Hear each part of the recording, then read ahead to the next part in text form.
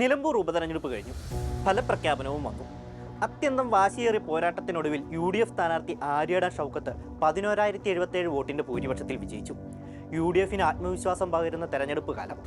ഒപ്പം LDFന് ഭരണ തുടർച്ചയെന്ന സ്വപ്നത്തിനേൽക്കുന്ന തിരിച്ചടിയുമാവുകയാണ് നിലമ്പൂർ ഉപതെരഞ്ഞെടുപ്പ്.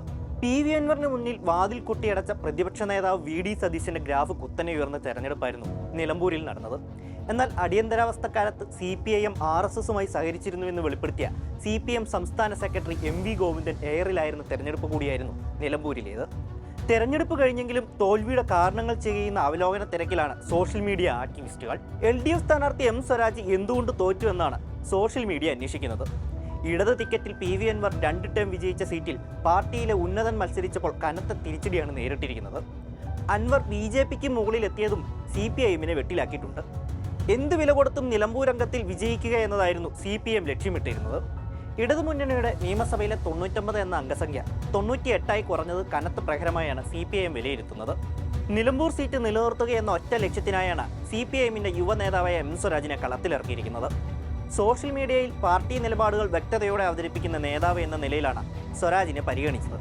എന്നാൽ നിലമ്പൂരിലെ വോട്ടർമാരിൽ സോഷ്യൽ മീഡിയയിലെ ആരാധകർ കുറവായിരുന്നു എന്നതാണ് തെരഞ്ഞെടുപ്പ് ഫലം വ്യക്തമാക്കുന്നത്. സ്വന്തം തട്ടകത്തിൽ പോലും വോട്ടുകൾ കുറഞ്ഞതിൻ്റെ ഞെട്ടലിലാണ് M സ്വരാജും പാർട്ടിയും. മുഖ്യമന്ത്രിയും മന്ത്രിമാരും മണ്ഡലത്തിൽ തമ്പടിച്ചിട്ടും വമ്പിച്ച പ്രചാരണം അഴിച്ചുവിട്ടിട്ടും രക്ഷപ്പെടാൻ കഴിയാതെ പോയതിൻ്റെ ക്ഷീണത്തിലാണ് CPIM നേതൃത്വവും. ന്യൂനപക്ഷ വോട്ടുകൾ ഗണ്യമായി കുറഞ്ഞതും വരും തെരഞ്ഞെടുപ്പിൽ ഉണ്ടാവാൻ സാധ്യതയുള്ള തിരിച്ചടിയുടെ സൂചനകളായും വിലയിരുത്തുകയാണ് സോഷ്യൽ മീഡിയ ആക്ടിവിസ്റ്റുകൾ. അതേസമയം UDFന്റെ പുത്തക മണ്ഡലമായിരുന്ന നിലമ്പൂർ തിരിച്ചുപിടിക്കുക എന്ന ചരിത്ര ദൗത്യമാണ് ആര്യട ഷൗക്കത്ത് നിർവഹിച്ചിരിക്കുന്നത്. നിലമ്പൂരിലെ വിജയശില്പി അറിയാനുള്ള പോരാട്ടമാണ് ഇനി കോൺഗ്രസിൽ നടക്കുക.